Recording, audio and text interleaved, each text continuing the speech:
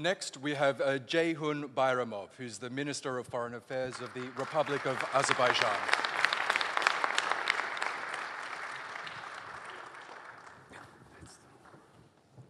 And please make welcome Marko Bochorishvili, who's the Minister of Foreign Affairs of Georgia.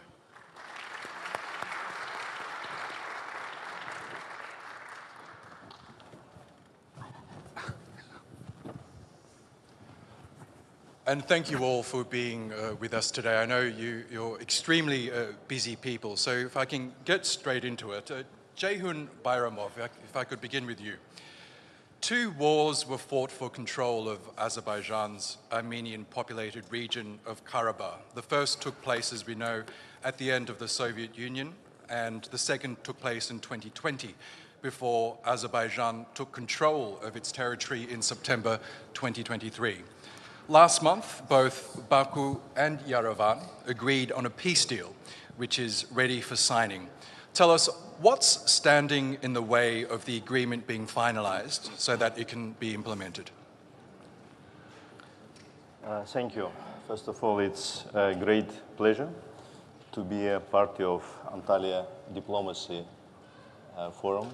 So I had a chance to participate in all forums, and we're very pleased and happy with the ever-growing role of Antalya Diplomacy Forum, and this becomes truly the center of discussions about the most pressing issues in the global agenda. And I would like, first of all, to thank my esteemed colleague and brother, Minister Hakan Fidan, for the invitation, and congratulate him and his team for the excellent organization of the forum. So back to your question, so you are absolutely right that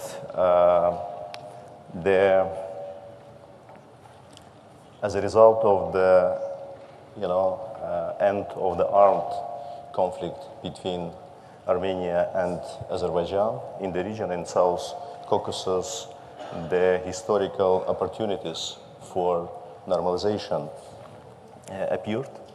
And right after the end of the 44 days patriotic war and liberation of Azerbaijani previously occupied territories, shortly after this, Azerbaijan suggested to Armenia to start the normalization process and start talking about the peace agreement. So it was Azerbaijani initiative back in 2021 at the beginning.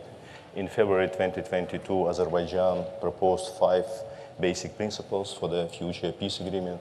And starting from October 2022, we start physical, let's say, engagement with the Armenian side, many rounds of negotiations, exchange of documents in respect of the draft text.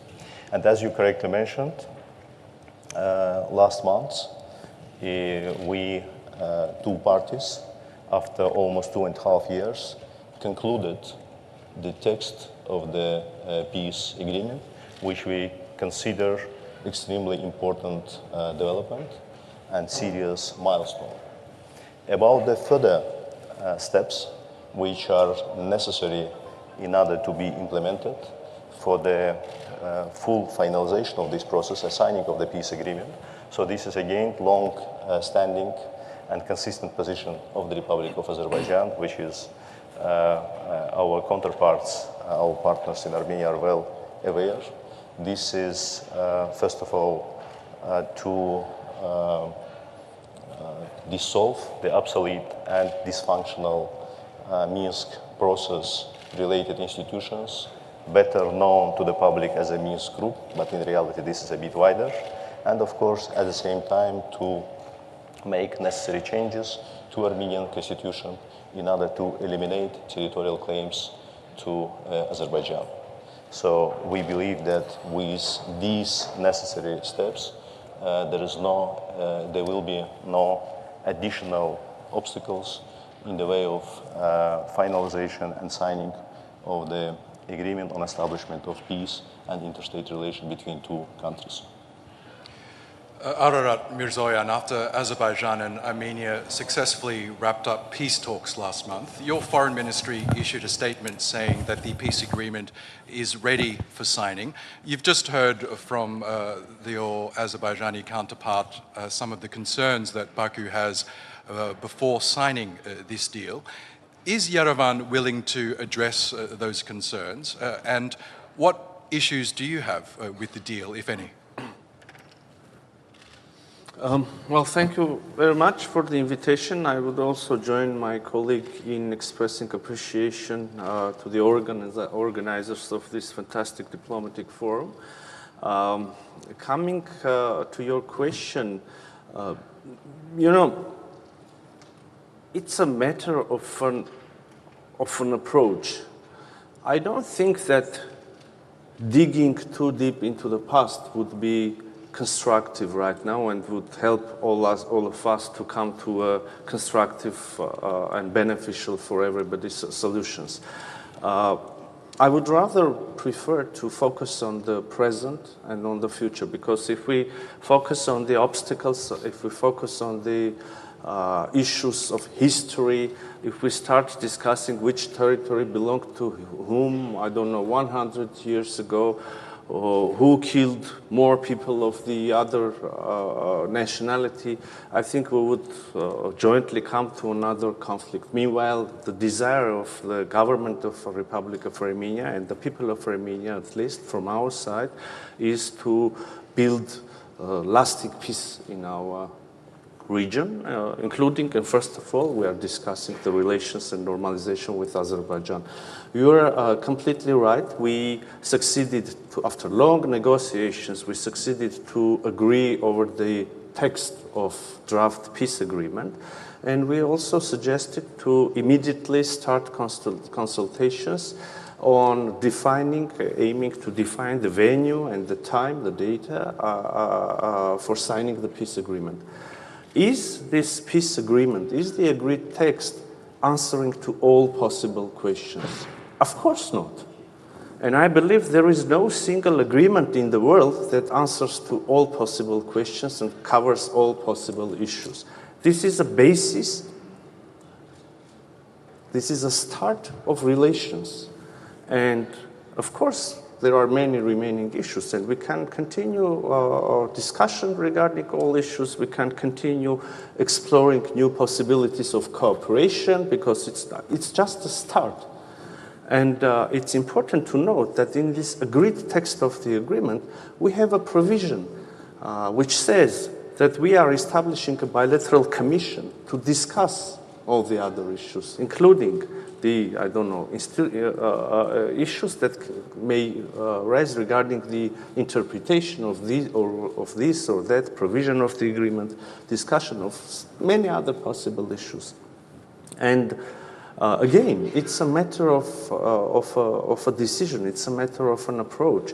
What are we as ministers of foreign affairs during this panel discussion suggest to our societies? What are we as countries suggest to the region, to the world? Is that digging again into the past, or building a joint future and prosperity for our citizens? So we are confident that we have all the preconditions, positive preconditions, to sign this agreement, to start a new stage of dialogue, a new level, or if I may, an open new era of relations, of peaceful relations and prosperity in South Caucasus and beyond, in larger region. So this is our approach. Minister Bayramov spoke about very concrete conditions or preconditions. You know, the Minsk structures. We have expressed several times our readiness to initiate the process of dissolution of Minsk structures. These structures can be dissolved when there is no conflict. So this is an interesting question. Do we have a conflict now or not? On the ground, no, we don't have a de facto conflict. On the papers, we don't have an agreement on establishment of peace and interstate relations signed and ratified. So we can continue to philosophize on this issue, but the solution for us, at least for us, is obvious. We should sign the agreement, put an end to this conflict in an institutional way, dissolve on the very same day, if you want. In the same, 10 minutes. One document after the other. And I'm not even saying which document should be the first. Let's sign the peace treaty. Let's sign a joint application to OSCE member states or the Secretariat about the dissolution. Let's establish the bilateral commission, which I was talking about, and start discussion of all possible questions. Minister Bayramov spoke also about the constitution of Armenia. Okay, if you want, I can say, we do have a concern regarding the constitution of Republic of Azerbaijan, and we are not saying this just to have the in the principle of mirroring the issues. We are not saying this to have an equal condition or concern. I can explain. The Constitution of Republic of Armenia makes a reference to the Act of Independence, the document, in which this Republic of Azerbaijan declares itself to be the successor of First Azerbaijani Republic.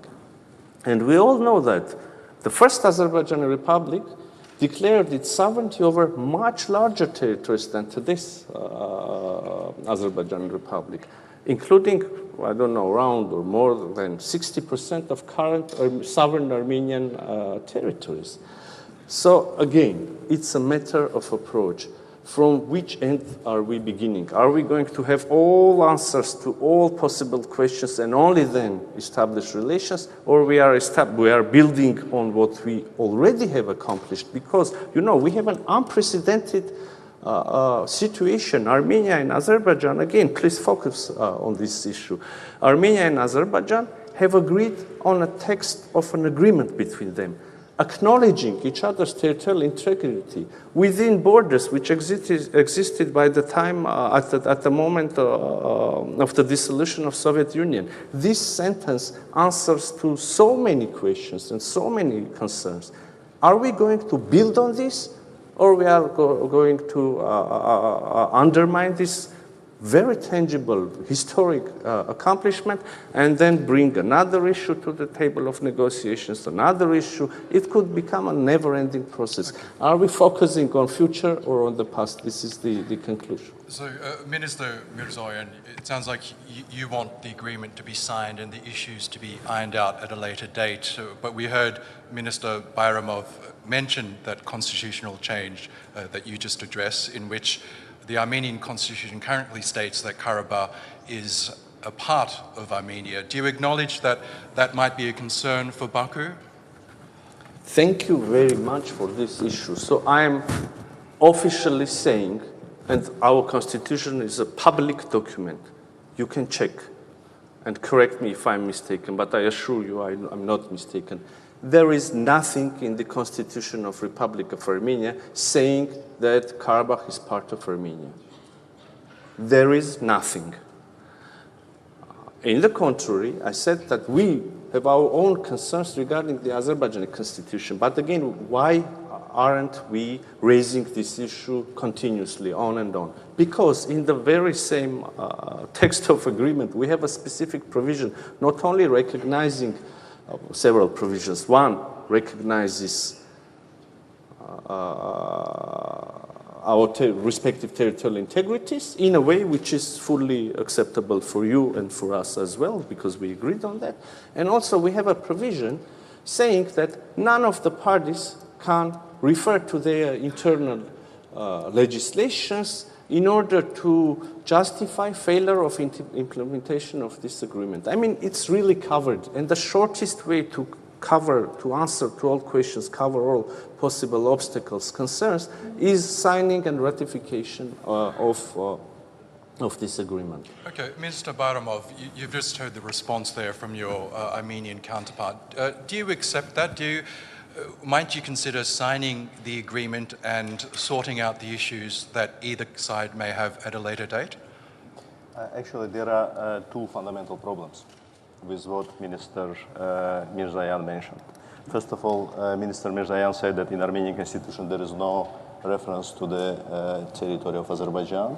And just I want to clarify, because I don't want to play with words, but there is an act of independence of the Republic of Armenia, which says about reunification of part of the territory of Azerbaijan, de jure and de facto, with the Republic of Armenia.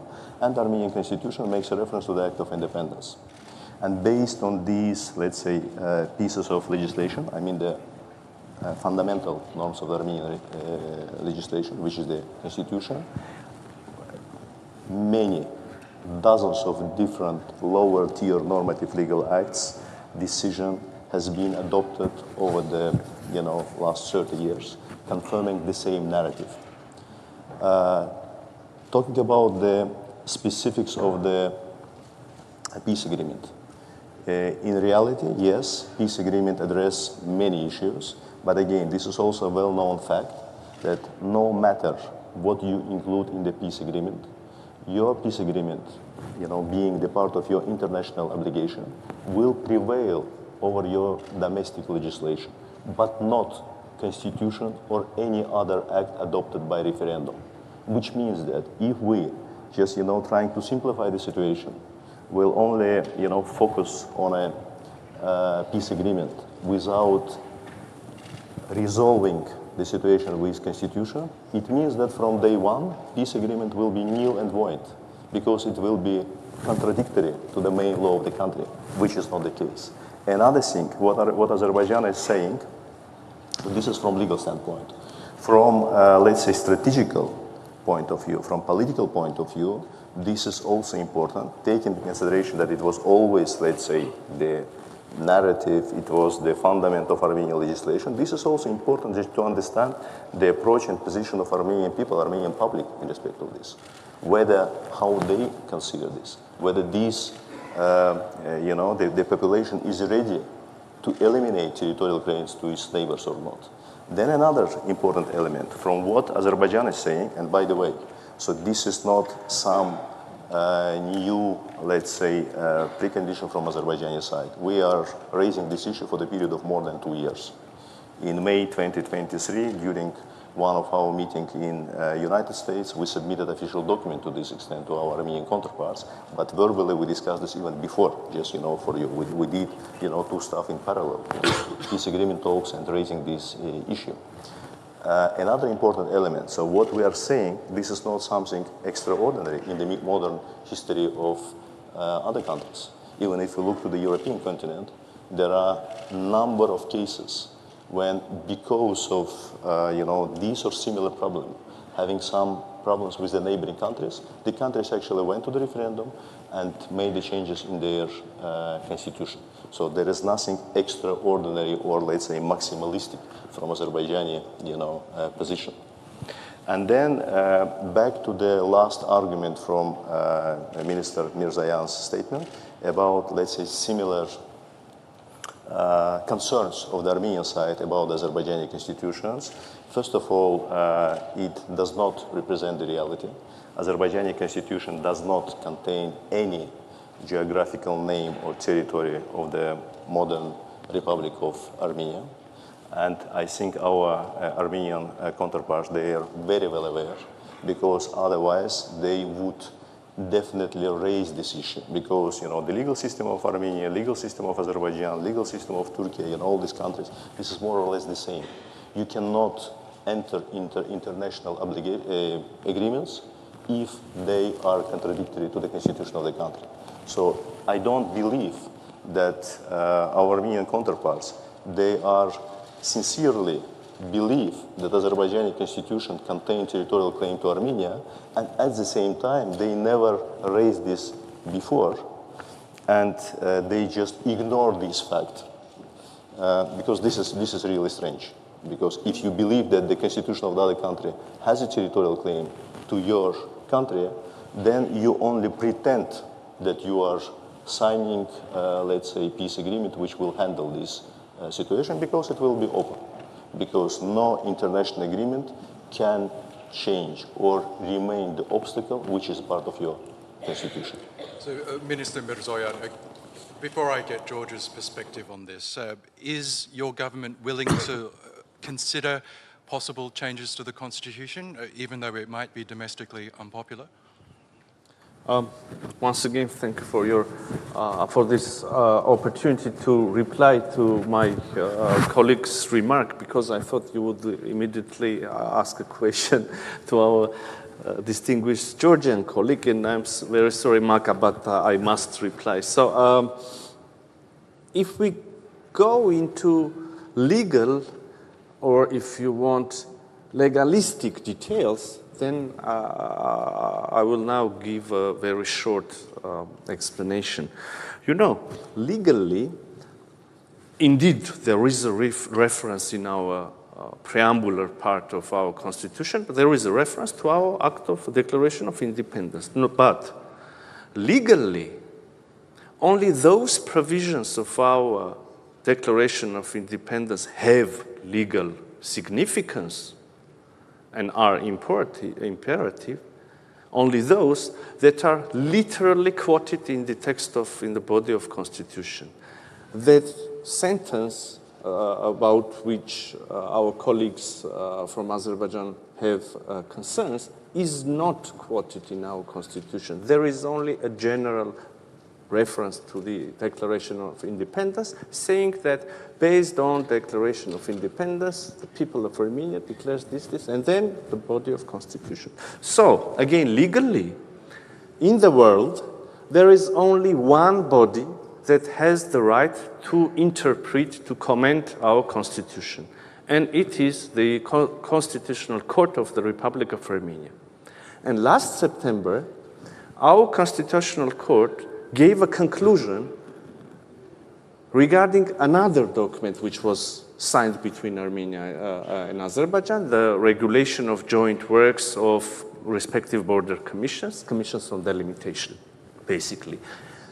And in this regulation, it is mentioned that the delimitation is taking place on the basis of Almaty Declaration, which says the same, more or less the same sentence, that our borders are the same borders that existed between us as Soviet Socialist republics at the time of dissolution of Soviet Union. So once, last September, our Constitutional Court said, and it is a public document, that this principle, the principle of borders, which also means that we do not have territorial claims beyond that borders, this principle is fully complying to our Constitution, and that's it. So now, if we sign this treaty, this again, within the process of ratification, this agreement will go to the Constitutional Court. If our Constitutional Court once again says that this document complies with our Constitution, another proof that the issue is covered, addressed, there is no obstacle. If theoretically our Constitutional Court will say something else, that would be another situation. We will come back to you and we will discuss other possibilities. That's it. But again, you know, it's a matter of political will. It's a matter of orientation. It's a matter of focusing the subject on which we are focusing. Are we building peace? Are we going to use the opportunities, or are we going to close the process having the concerns? If we do have will to use the opportunities, we will find a way. By the way, and again, yeah, that's it. I'm sorry, Maka, I was a little bit longer This would be a great time to get Georgia's perspective now, because it does sound like we are at a bit of an impasse, even though a peace deal was agreed last month. Maka Bochorisvili, Georgia has expressed interest in playing a mediating role in the region. How can Georgia facilitate dialogue and cooperation among South Caucasus countries? And what specific initiatives or projects is Georgia promoting to enhance regional integration? Thank you very much. First of all, it's It is my privilege to be here and to participate to Antalya Diplomacy Forum. And that's great honor to be here together with my dear colleagues from Azerbaijan and Armenia. Well, for Georgia, peaceful and secure South Caucasus is an important priority. We do acknowledge that our region has huge potential, and in order to fully exploit that potential, we do need sustainable peace and long-lasting peace in our region. So that's why we welcome, first of all, the agreement on peace deal between Azerbaijan and Armenia. This is, I do believe, that big achievement. And we also need to highlight that traditionally exceptional good relationship that Georgia enjoys to have with both neighbors, Armenia and Azerbaijan. With Azerbaijan, for decades, we have a strategic partnership based on that friendship and very good cooperation. And this is a very strong asset that we have in the region. With Armenia, again, we enjoyed traditionally very good relationship, which was upgraded recently to strategic partnership. And this is also a very big asset that Georgia has in this situation. And we have sincere interest to promote peace and stability in our region.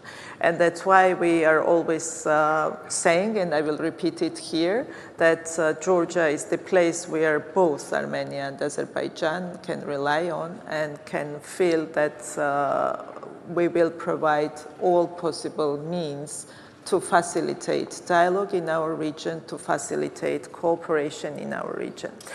As I mentioned from the beginning, South Caucasus has huge potential regionally to promote different partnerships and to contribute to wider peace, security, stability, economic cooperations. And we need to cooperate among ourselves to find common topics, to find common issues. That is kind of our daily life in our region, and to start talking about that. And that is, I think, essential that we can do at this stage. And again, Tbilisi is always ready, and I will repeat it here, on any level, on any topic, to start and facilitate conversation. I will not start listing of the issues that we can discuss. There are plenty of things that we need to cooperate, we need to discuss among ourselves, and I do believe that first thing, that political will and intention from both sides that exists, and we do see that that exists, is essential to promote that dialogue between South Caucasus countries. I would not exclude Georgia, and I would not put Georgia only as a kind of country that is in the middle, that is talking to Armenia or talking to Azerbaijan and trying to play that only mediating role. This is our life as well, and we consider that we are also part of this process on an equal kind of level, because this is our common interest to promote peace, security, stability, and good cooperation in our region. Thank you, Minister. At this point, I'd like to hand the floor over to our responder from the floor, Nigar Göksel. She's the Turkey Director at the International Crisis Group. Nigar, a lot to digest there. Please give us your thoughts. There we go. Yes. Oh, one moment. Sorry. It's a great privilege to follow the distinguished ministers on this very significant platform. I see my role today as weaving together some of the threads that they've laid out, my takeaways, and adding some reflections from the peace and security debates about this issue that are taking place elsewhere. So let me begin by celebrating and congratulating the ministers of Azerbaijan and Armenia for agreeing on the peace deal text. I know that that took an enormous amount of intellectual effort as well as political leadership. And I think it's particularly noteworthy that it happened without external brokering, so that it was a bilateral process. And I think this also points to the regional ownership factor that the Turkish diplomacy has been underlining. I'd also like to take note of Azerbaijan's long-time investment into proactively pursuing the connectivity projects in the region, starting from Baku-Ceyhan and now evolving into the Middle Corridor. Frankly, I think Baku gets little acknowledgement from the actors that are benefiting from its focus on this for a long time. I think the prevailing rationale today is that folding Armenia into this web of infrastructure and opportunity can create some immunity, not only for Armenia, but for all of us, in terms of guarding against the potential spoilers of regional stability. And those spoilers can come from inside, and they can come from outside, actors that would want to exploit the vulnerability. And I think I hear a very common interest, both on the panel and elsewhere, that regional integration is in everybody's interest. I think it's a matter of sequencing, as we've heard today, what comes first and what comes next, and that is also a matter of trust. But before I go a little bit deeper into that, I'd like to say a few words about the geostrategic context, because that hasn't been mentioned much, and I think it is actually one of the dimensions that adds the time sensitivity to this process being concluded. We don't know how the US-Russia alignment is going to evolve. We don't know how the Israel-Iran showdown is going to play out. We see Europe is trying to adapt to a new geopolitical landscape and is exploring ways to converge with Turkey, but we don't know how that's going to play out either.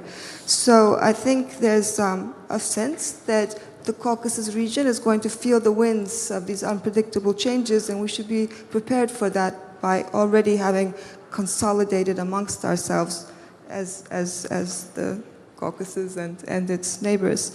Now to pass on to the more sensitive topics that have been discussed. I'm aware that Baku doesn't trust that enough Armenians have given up on reclaiming Karabakh unless they change the reference to this in their constitution or declaration of independence that's in the constitution. And I also see that many Armenians don't trust that such a change will be reciprocated with concrete gains. I think that Armenia is feeling vulnerable economically and security-wise, and the more it seeks support from the West because of this, the more it deepens Baku's distrust. So there's a sense of a vicious cycle that we're facing. Given how far the peace process has come, and if this is the last unresolved issue, I think a lot of observers are worrying that a stalling over this is going to risk the window of opportunity closing because of the geopolitical shifts and some domestic dissatisfaction that we see building in Armenia as well. So all we really need to ask is whether we might look back and say, had we moved ahead then, we might have had lasting peace versus unraveling. So I guess my question to Azerbaijan is that if this constitutional change can only realistically happen in 2027, which is some of the debates are saying so, then are there interim steps or creative workarounds that can be taken to keep the momentum alive, particularly regarding connectivity, because the connectivity talks have stalled ever since Russia got engaged more in Ukraine, whereas the continuation of progress of that track of talks could actually continue in parallel about the railways and the highways and whatnot. I also would like to sort of note here that, of course, aspirations are not eliminated by clauses in legal declarations. They might actually fade more likely through normalization and integration, though there's no guarantee for that either. And I guess my question to Yerevan, to the Minister of Armenia, is that given how fragile the trust is, are there ways that the Armenian leadership could reassure its counterparts in Baku that Armenia's current path is irreversible, even if political winds at home change or political winds in the region change? I think there's a sense of fragility that I pick up as such in Baku that is grounded, I guess, in past experiences. I think the irony today, and I'm going to close with this, is that if Armenia doesn't feel secure or doesn't have an economic lifeline because of its borders being closed, then it becomes more vulnerable to external manipulation, which is exactly the outcome that Azerbaijan seeks to avoid.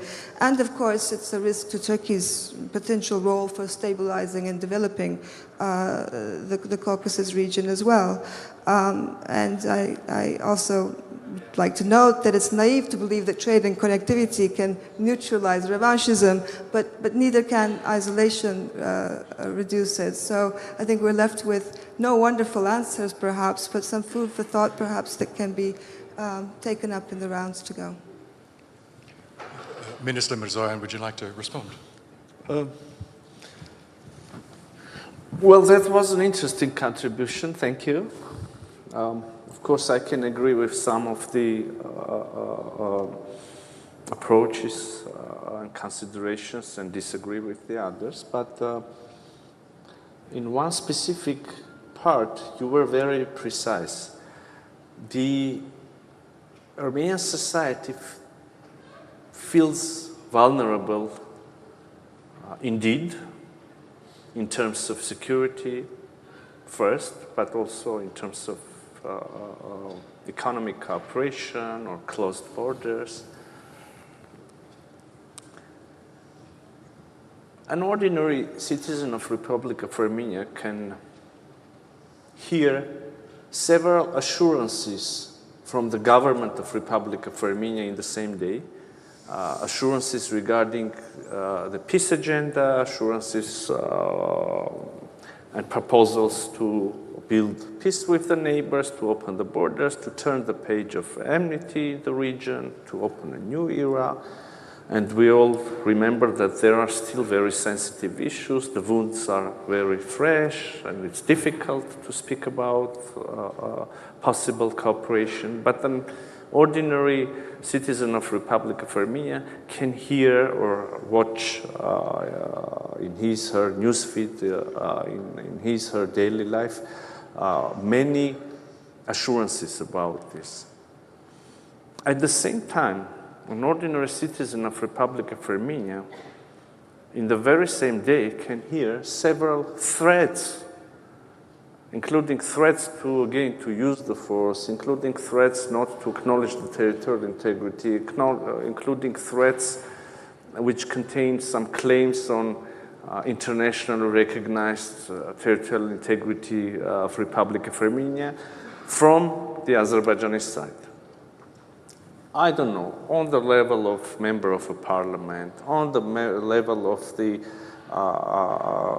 media outlet strongly affiliated with the government, on the level of high officials. So there is this threat in the air. There is a choice for us, for our Azerbaijani friends, for our Georgian friends, for our Turkish friends. There is a choice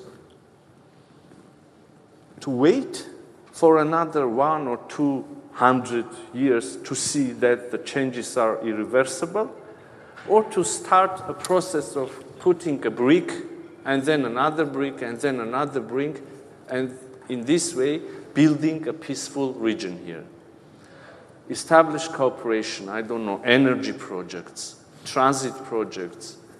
You touched upon the topic of the connectivity. I can also elaborate a little bit more on that. Internet cables, I don't know, tourism. There are so many ways of cooperation. And I believe Georgia can lead the region here. We can connect the two societies. Not only, I mean, the two societies of Armenia and Azerbaijan, but Georgia, but Turkey. We live in the 21st century. Again, it's a matter, and my hope is that I'm expressing this idea precisely. It's a matter of choice. You can wait for another 200 years, or you can start putting bricks and building a solid wall. We choose cooperation. But we cannot cooperate with ourselves. There should be another neighbor on the other side willing to cooperate with us as well. For instance, not to sound too, I don't know, idealistic and avoiding concrete details, I will bring an example. We just made a proposal to Azerbaijan regarding connectivity, according to which they gain access to our railway infrastructure. We gain access to their regional railway infrastructure. We understand that there is 45 kilometers in the south of Armenia, which is possibly, obviously, the shortest way to connect two parts of Azerbaijan. And we suggested to use, I don't know, modern technologies there, electronic scanners, which will allow us to avoid physical check of the goods, of the cargo, to use electronic declarations which can be sent, information which could be exchanged between respective agencies, again, allowing us to have this transit at its maximum possible speed, etc., etc. We made a very concrete proposal. No positive answer. Probably they have their grounded concerns, I don't know, but it's a matter of choice. Thank you. Okay. I'll ask Minister Bayramov to respond to that. Any response to what this minister has said? Absolutely. First of all, thank you for your analysis. And then you raised the topic and the issue of connectivity, what can be done at this stage.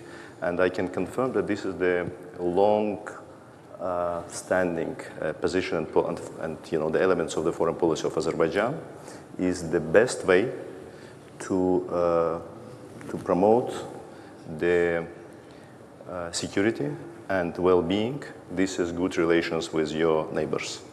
And of course, economic integration. I mean, from this perspective, not only transport connectivity, transit, but also energy project, electricity cables, etc. So this is something which makes you interdependent in a good sense with your neighboring countries. And this is not only, let's say, the policy as a whole. This is something which has been successfully implemented by Azerbaijan with all neighboring countries. When we talk about East-West Middle Corridor, what, for instance, Azerbaijan, Georgia, together with Turkey did, this is not something which changed the region. This is not something which was very positive for the well-being of our people and societies. This is something which changed the whole map of the region, the major oil, gas, pipeline, east-west transportation corridor. The most recent example, this is of course implementation of Southern Gas Corridor. The second stage, with the finalization of which the number of countries which became the recipients of Azerbaijani gas from the Caspian Sea increased from 2 at the end of 2020 to 12 today, when on top of Georgia and Turkey, this is also 10 additional European countries. At the same time, we are quite actively expanding the north-south corridor, also with participation of Russian Federation and Iran. For all those years, due to the policy of Armenia was out from all these projects, because I think one cannot imagine that when you have this type of conflict and occupation of your territory, you will be in a, let's say, economic engagement with the country. And of course, from the recent developments, and that's why at the beginning I said that the new opportunities finally raise with the end of the armed conflict between Armenia and Azerbaijan. But we sincerely believe that the process should be finalized in a proper way. So this is something which has the real ground, which has the legal value, and which is irreversible. My colleague mentioned, and when you hear Minister Mirzoyan, this is really very nice statements, and we hear many, let's say, nice statements. Minister Mirzoyan made a reference to the recent decision of the Constitutional Court of the Republic of Armenia, and Minister Mirzoyan in his statements several times said a reference to several hundred years ago. I will not be making reference to the several hundred years. I will make several references to something which happened only after November 2020, which is the end of the Second Karabakh War. Mr. Mirzoyan did not mention that when we talk about the importance and seriousness of this territorial claim in Armenian constitution, this is not something hypothetical. Based on this narrative, after November 2020, between Republic of Armenia and the Republic of Azerbaijan, there are many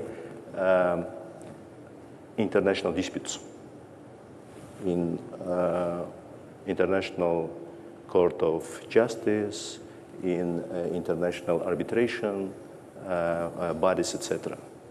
There are a bunch of documents where recently, in 2021, in 2022, in 2024, the Republic of Armenia continues to submit the document which, based on the same narrative which exists in the Armenian constitution, put under question territorial integrity and sovereignty of Azerbaijan. So this is the recent document. Of course, the statements, they are all good and nice, but there are more important stuff. And when Minister Mirzoyan mentions about, I don't know, some of the threats from the member of, I don't know, parliaments of some NGOs, of course, in ideal world, of course, it's better, to have only the nice statements, but I believe that the more important, position representing the state should be taken into account and should be eliminated if we seriously talk about the finalization of this process, coming to the logical end, and after this, it will really open many additional opportunities for the whole region in a, let's say, holistic way. About the transportation, and Mr. Minister mentioned about some recent proposal from the Republic of Armenia with regard to the opening of the transportation tools. I just wanted to mention a couple of facts. The first, the opening of communication between Republic of, between us. It was proposal of Azerbaijan to be included in the trilateral declaration of November 2020. There is general statement about opening of communication between two countries, and there's a very specific reference about the unimpeded access from the western borders of Azerbaijan with its Nakhchivan Autonomous Republic. So because in Azerbaijan we have a unique situation, and the unique situation is that we have two parts of the country which are, separated from each other. And there are all around 40 kilometers of the, let's say, territory of Armenia. This railroad existed back in Soviet time. This railroad, by the way, back in Soviet time, was the part of the Azerbaijan Republic railroad system because it was, the very short part which was, managed by the Azerbaijani railroad system. During the negotiations in January 2021, until, the active phase was until 2023, then there was, some gap in the negotiations. We did many, let's say, proposals in order to resolve this situation. We agreed to separate highway part from the railroad in order to, let's say, to put on the second stage the more, let's say, complicated part for the Republic of Armenia.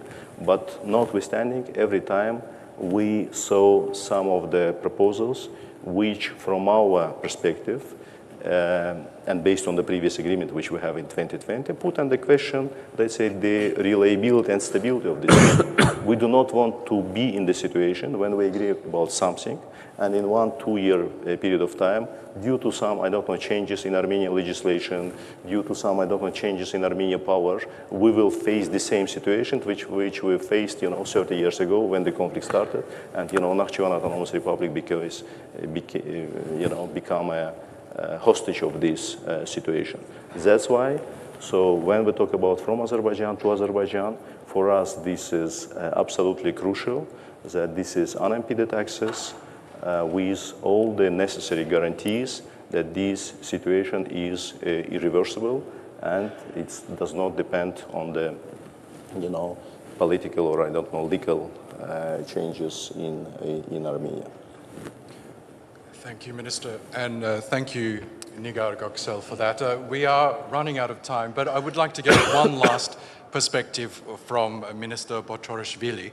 The issue of shifting global alliances was mentioned. That is evident in the South Caucasus. We're seeing the West retreat somewhat from trying to influence affairs in the South Caucasus. We know the 3+3 dialogue being spearheaded by Russia and Turkey has been looking to fill that void. This is the dialogue involving the countries on the stage here as well as the biggest neighbors of Iran, Turkey and Russia. Under the previous administration in Georgia, they had refused to become involved in the 3+3. Might you reconsider that stance and joining? I would refer to that format 3+2 because Georgia is not part of that format, but it is that's always referred as 3+3. Georgia is not part of this format, and we cooperate with all the neighbors except of Russia, and it has reason because Georgia's 2 regions remain occupied by Russian Federation, and we still have unaccepted military presence on these 2 regions, in these 2 regions from Russian Federation. So this is the reason where we cannot and we are not considering to be part of this format. We have only one format with Russian Federation. This is Geneva International Discussions, where Georgia and Russia are talking to each other over the conflict, and there are United States, United Nations, OSCE, European Union represented in that format, and this is a very valuable format for us that allows us to discuss conflict-related issues.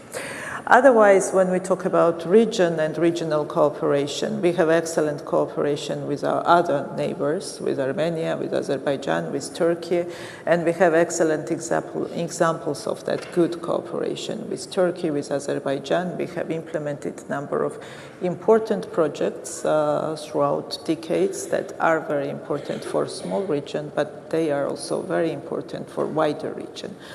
And when we're talking about kind of diversity also in the region, we have plenty of opportunities in that diversity. Like Georgia, Armenia, Azerbaijan, maybe we are different in many terms, but we have to find, especially when it comes, for example, foreign policy priorities. For decades, Georgia is pursuing European integration path. We want to be part of the European Union. That allowed Georgia to bring into Georgian legislation more European standards and align more with European economic area. That is also an asset that could be beneficial for whole region, and we are ready for cooperation with our neighbors in that terms as well, and to contribute to more regional cooperation and regional projects. But this is not the format of 3+3. It's good to get that clarification. I'm afraid that does bring us to the end of this discussion. Can we please thank our distinguished guests, Ararат Mիրզոյան, the Minister of Foreign Affairs from Armenia, Ceyhun Bayramov, the Minister of Foreign Affairs for Azerbaijan, and Mako Botorishvili, the Minister of Foreign Affairs for Georgia. Thank you so much, and thank you to all of you.